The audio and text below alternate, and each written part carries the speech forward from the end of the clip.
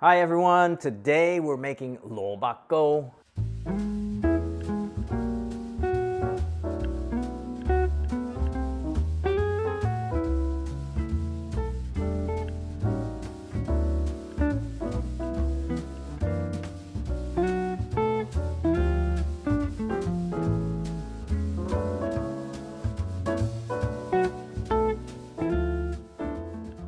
It's a nice day and I got my red outfit on, getting ready for Chinese New Year. And don't get me wrong, we can make this Lo Bak Go anytime, but always during Chinese New Year we make it. And I've been making this in my early days, learned from my mom, was hanging out in the kitchen, asking questions, believe it or not, and luckily I got her recipe in the head, and we shared this recipe like over 10 years ago, I think. It's one of our earliest recipes we published. And over the years I've found that I've just been kind of like on autopilot cooking it, and I've just been finding easier ways to cook it, so I'm gonna share that with you today. You know, there are a lot of recipes out there on the internet for Lo Bak Go, and this past week I have been trying all of them, quite a few of them, see what types of techniques, what kind of ingredients they're using, and just to improve ours. But you know, at the end of the day, I really came back to my mother's recipe and I like it, and we're just gonna stick to it. So some of you might be thinking, Lo Bak Go, this is great, and others of you might be saying, what the heck is Lo Bak Go? Okay. So it's actually a rice cake, and the reason why it's called a cake is because, you know, we put it in a pan and steam it, and it comes out in a little bit of solid block, and we slice it up like a cake and then pan fry it and serve it. The main flavor is this daikon radish, so it has an unusual flavor. If you've never had a daikon radish, you could say it's one of those flavors that you love it or hate it, but mostly people love it. It has a little bit of lapcheung, or Chinese sausage for flavoring, a little bit of shiitake, and a little bit of shrimp flavor from the dried shrimp. So all of that is interspersed into this rice flour that makes up the bulk of the cake, and you cut it up, and it's just an iconic, traditional Chinese New Year food. Now, some of you may have experienced it at dim sum, where they're pushing around the car. The thing about the dim sum version is that they don't have as much mushroom, shrimp, and Chinese sausage or even scallion. It's usually like this white cake. They use very little daikon radish in as well. And so that's why this make-at-home recipe is much better. So if you've never had a homemade Lo Bak Go, you're in for a treat. And if you've never had a Lo Bak Go out at dim sum, after you make it at home, you're gonna go out to dim sum, you're gonna be like, what is this? Definitely a must make-at-home recipe for Chinese New Year or any time. Speaking of dim sum, we've got a whole dim sum section in our book that has siu mai dumplings, taro puffs, scallion pancakes, and of course, Lo Bak Go. So be sure to pick up a copy of the Walks of Life cookbook. You won't be disappointed. It's also got Chinese New Year recipes like our poached chicken and our whole steamed fish. So if you're planning a Chinese New Year menu, be sure you pick up a copy and have it beside you while you're cooking your Chinese dinner this year. All right, so what actually do we need to make Lo Bak Go? It's actually pretty simple. So it starts with the daikon radish. So this is called daikon radish, Chinese radish, turnip, and you'll see different types of these too. You'll see round Korean radishes. For the Lo Bak Go, I like to get these big, juicy radishes. You wanna check the weight, which means they're nice and juicy. One with a smooth skin, not wrinkled. And the winter time is the best time to buy these because they're sweet. Because during the cold weather, the sweetness stays in the root vegetable. During the summer, they're a little bit more bitter, which is why we have a little bit of sugar in the recipe to counteract it. This is it, daikon radish, Chinese turnip. So this is actually a lot of radish. We're only gonna use a piece of this. Next is the dried shiitake mushrooms. We use the small dried shiitake mushrooms. They hydrate really quickly. They're very flavorful. There's a lot of types. The kind that are floury or faku, that have the cracks in them, the white cracks in them. And those you kind of want to avoid because they take longer to soak. They're thicker. They have a thicker flesh also. These are thin and, in my opinion, more flavorful. Perfect for Lo Bak Go. People have always asked me, hey, can I use fresh mushroom? You can. They have a lot more water in them. Just when you're in the pan, just make sure you dry them out when you're cooking them. Okay, dried shrimp. You can get this at the Chinese supermarket. Not all dried shrimp are created equal. So look at the ingredients and try to keep it as natural as possible because a lot of these have different ingredients and additives. So these are large, pretty large shrimp, but you can get away with the smaller ones. But keep in mind, the larger you go for these dried shrimp, the more expensive they are. Okay, so the next thing is Chinese sausage, or lapjiang. And make sure that you get, I mean, these days there's all kinds of flavorings and things, so I like to get just the original flavor. But make sure you don't get the duck liver sausage. So if you see Kamianjiang, it's a good brand, just make sure that they're not the liver sausage. Just read the packet, and they're the regular original flavor sausage, and you're good. The next thing is the rice flour, and I say rice flour, and you can tell by the red package. This is glutinous rice flour. It has a green package. You do not want to use that for this. It'll ruin your Lo Bak Go. Now, glutinous flour is used for other things like sesame balls or like niangao. And Judy has a recipe for niangao, and I'm sure you're going to be making this for the Chinese New Year. Just don't use it for Lo Bak Go. Cornstarch is needed, a much smaller amount. So cornstarch is a binder for your cake. I'm going to explain that to you a little bit later. Put your seasonings in, which is just sugar, salt, white pepper. Certainly last but not least is a scallion. Very simple. That's all we're using. So remember, the complete recipe can be found at our blog, thewalksoflife.com, and the link is down below, and we'll put it right here.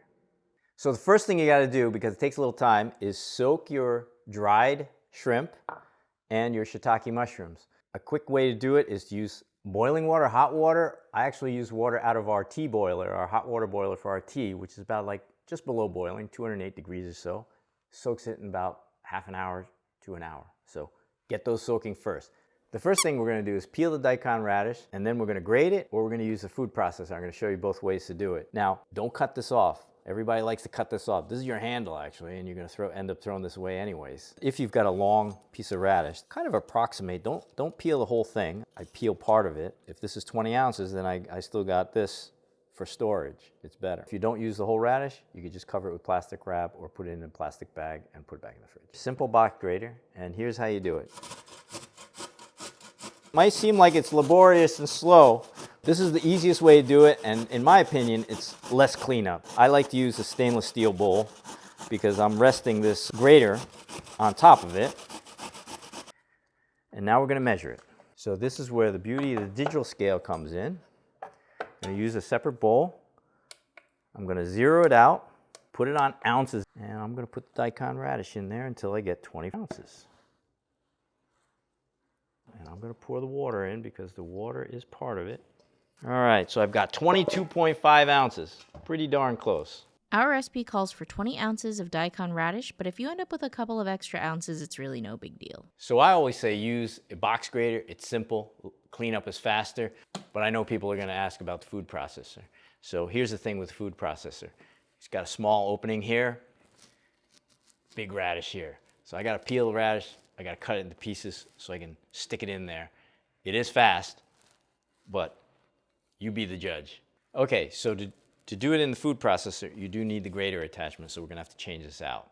The moral of the story is, if you're making 1 or 2 rice cakes, just use the box grater. If you're in production mode and you're making it for friends and family, you want to make 10 rice cakes, use the food processor. Sometimes what I do is I put the whole daikon radish on the scale. I say it's 51 ounces, and I say, well, I'm probably going to need about half of this, which is why I peeled half of it, so that I could keep the skin on here and it'll store better in the fridge. So I'm just going to cut about half of this, which is about here, and that should be enough.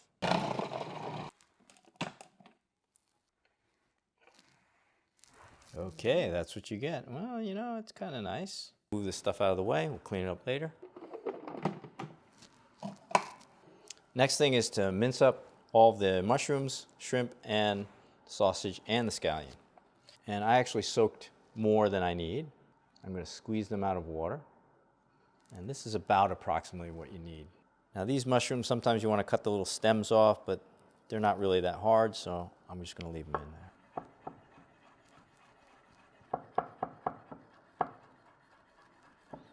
You just want to get these little bits into small minced bits, and the reason why is if you get big chunks in there, your cake, your rice cake, radish cake is gonna fall apart because of the big chunks. So you want little minced pieces. Okay. That's good. Now the little dried shrimp, you do the same thing. So you got a nice sharp knife. Okay, so we're gonna put these dried shrimp separately because these dried shrimp are actually going to the wok first because they need to be toasted. Okay, the Chinese sausage, make sure you give this a quick rinse. Why?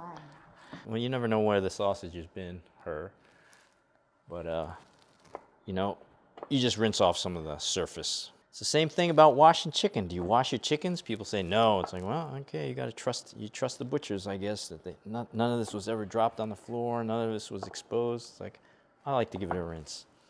Well, I can smell the fragrance of these lapcho. You see what I did I cut them lengthwise, and then I cut them in half to doubled up for just quicker processing. One thing that that people ask me is like, oh, I don't have Chinese sausage. Well, you could use cured pork belly.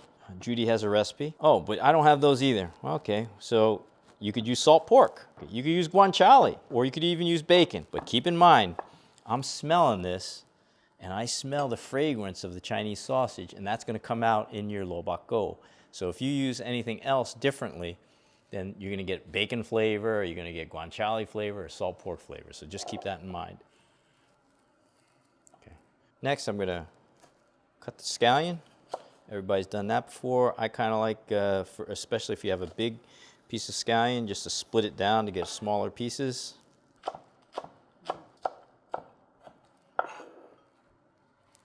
So I've got these digital scale, I got my bowl, I got my rice flour and cornstarch, and I got some water. So first thing I'm going to do is turn on the scale. I'm going to zero it out. I'm going to put it on grams, and I need 155 grams, which is about 1 1/4 cup of rice flour. No measurements saying that, hey, I got to pack the cup or what have you. And who has this? Who has this little cut-off spoon to fit into the cornstarch jar? We do. So I'm going to add that in there. Next, I'm going to add the water. So I'm going to add about a cup. That's about a cup. And reserve this rest of the cup for cooking the daikon. And I'm going to stir this up until it's smooth. Our recipe calls for half a cup of water to add to the rice flour and cornstarch mixture. But if you want a moister cake, you can add more water. So for every 1/4 cup of water that you add an additional tablespoon of cornstarch. So today we're actually adding half a cup, so we added 2 tablespoons of cornstarch to make up for it. So that's a total of 3 tablespoons of cornstarch, and that's going to give you a moister cake. So make sure there's no more lumps in here. So I've checked out a lot of recipes, Lo Bak Go recipes on the internet, and they vary from using no cornstarch in their Lo Bak Go to up to half cornstarch and half rice flour. Now, who wants to eat a cornstarch cake? We want to eat a rice cake, but I do think you need cornstarch in your recipe because cornstarch is a binder. The more water that you put into your rice cake, the softer it'll get, but also it'll destabilize it and it'll start to fall apart. Cornstarch binds everything together, keeps it solid. If you like a softer rice cake, you could put a little bit more water, add a little bit more cornstarch. People always ask me in the comments, like, hey, how do you make it like in dim sum, where it's soft? And I get it, it's soft for a few reasons. There's no little bits of aromatic things like shrimp and lapcho in it. It's just one smooth cake. And there's, quite frankly, a lot less daikon radish, so it makes it smoother, so it's all like flour, and it makes it more pudding-like, okay? All that said, just follow the recipe for the first time, okay? It works. I've been making this thing my whole life, and this recipe is the culmination of that. All those things, those lessons that I've learned, is in this recipe, so follow it closely. My guess is that it'll be perfect. Okay, we're set. We're ready to go to the wok. Medium heat on the wok. You don't really have to bet that high. Add our oil. The first thing you want to do is put the shrimp in.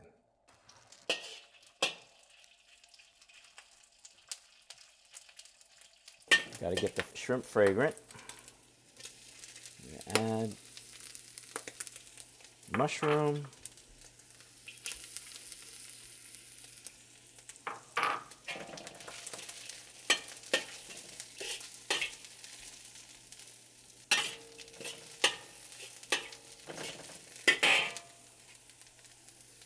Add the scallion. We say cook it for about 3 minutes.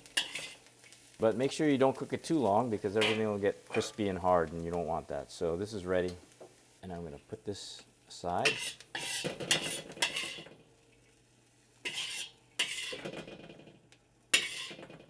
So I'm going to turn this on to heat.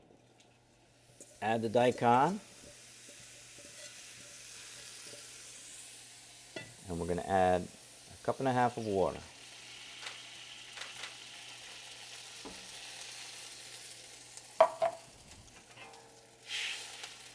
I'm going to cook this uncovered.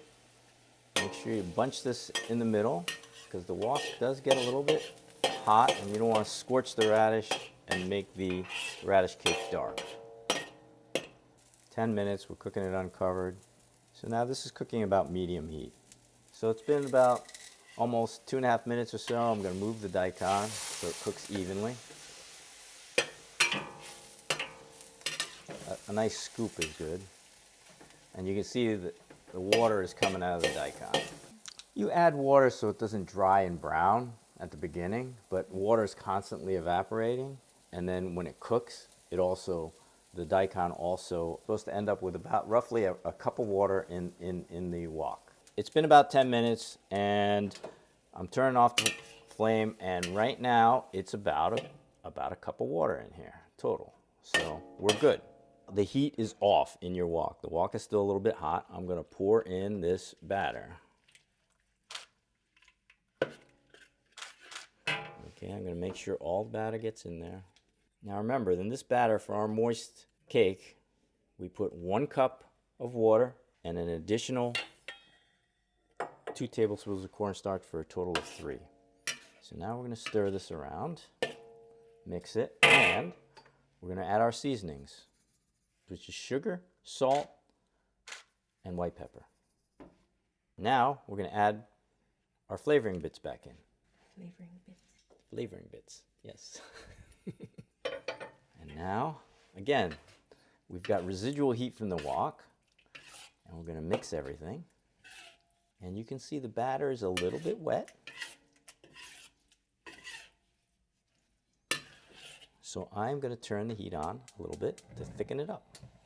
Turn it on a low heat because this thing heats up fast and this is going to thicken up super fast. Okay, so this is all thickened up and you want to make sure. So I turned on the heat a little bit. This is the consistency of the batter that you want. Right? Just like that. And you're good.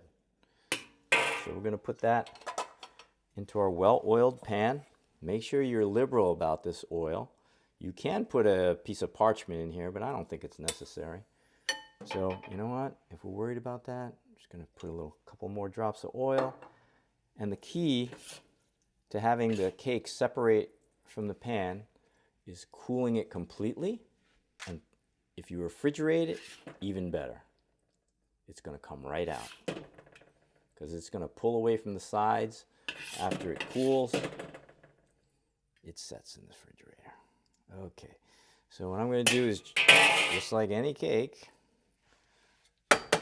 even when you bakers out there, this is what you do. And sort of make this flat, and now we're ready for the steamer. Okay. For your vessel, I've always used this loaf pan because this loaf pan, you can put it in and it gets a little bit thicker and you get nice thick pieces of Lo Bak Go, which is nice. Steaming time is a little bit longer.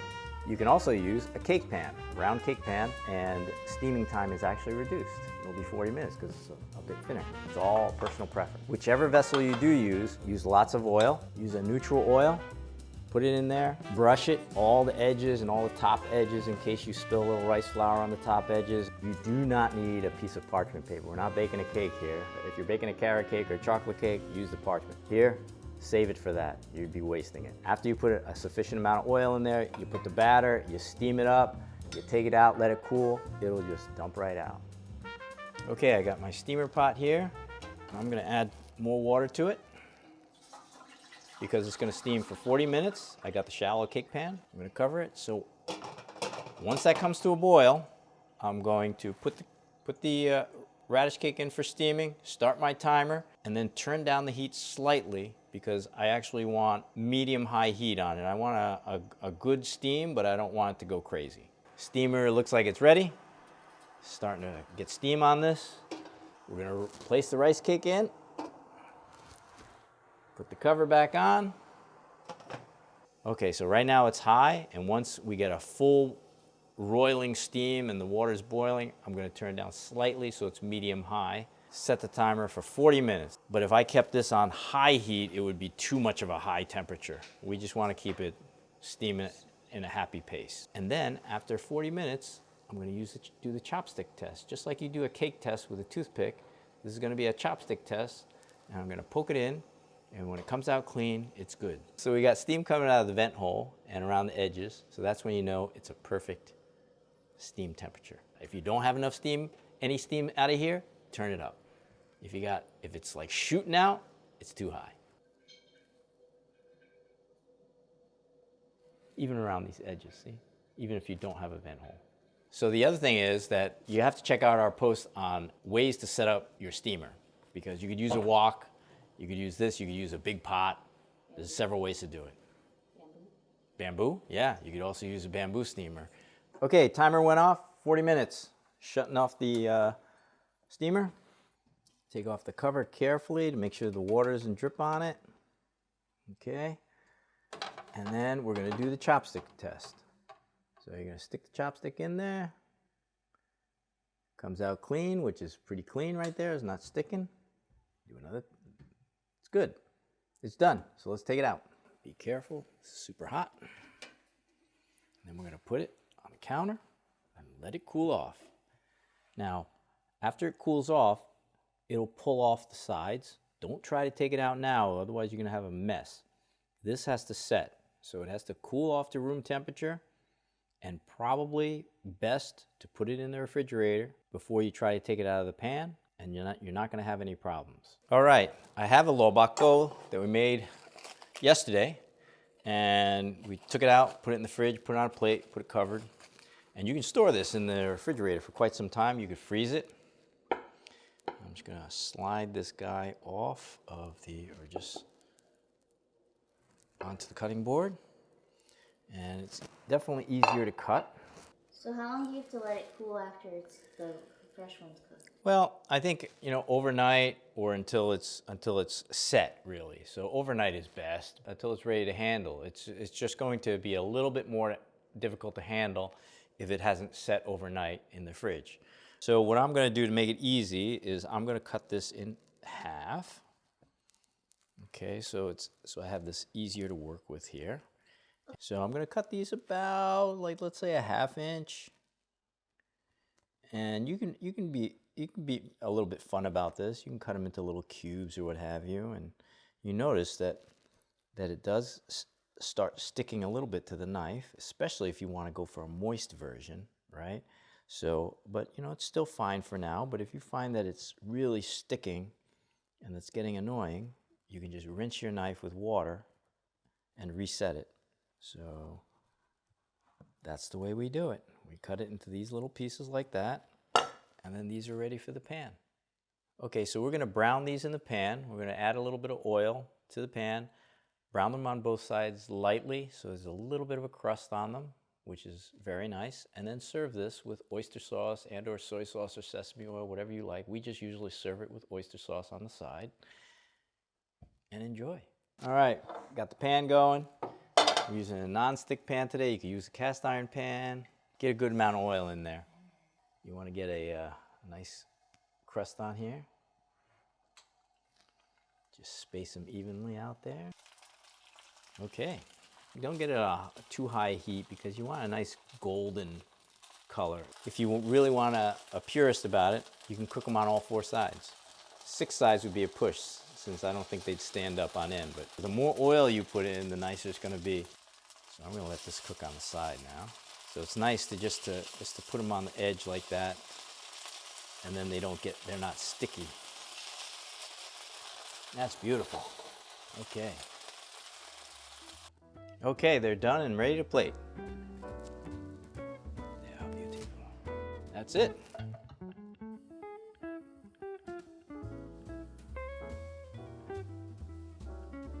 okay. Try this. I'm gonna cut it in half.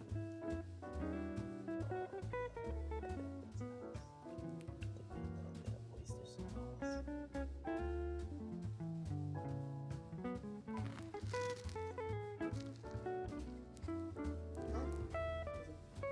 It's hot.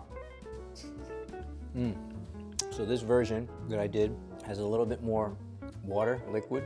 I added a tablespoon of cornstarch.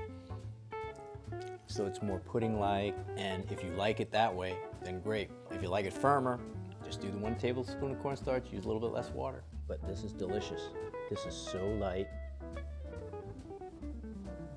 And look at that. The relish bits in there. You're not getting that at a dim sum restaurant. That's your Lo Bak Go recipe. The only one you'll ever need. So if you like this video, visit us at thewalksoflife.com and get the full recipe for Lo Bak Go. Happy New Year, everyone.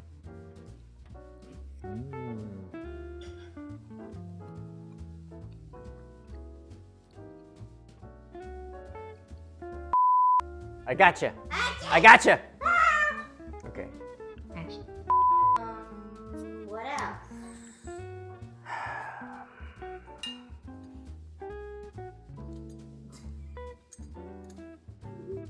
Peeler.